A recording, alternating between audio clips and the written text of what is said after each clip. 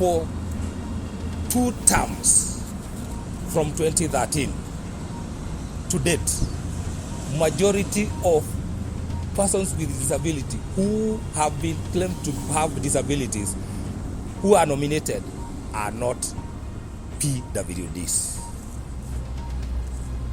Nomination of PWDs should be done with due diligence. Due diligence. I don't know what happened. They have not, especially the last 5 years from 2017, we have not seen any motion about people living with disability. We have not seen any change in National Council for Persons with Disability. We have not seen any, or we have not even heard anything that has been done to persons with disability.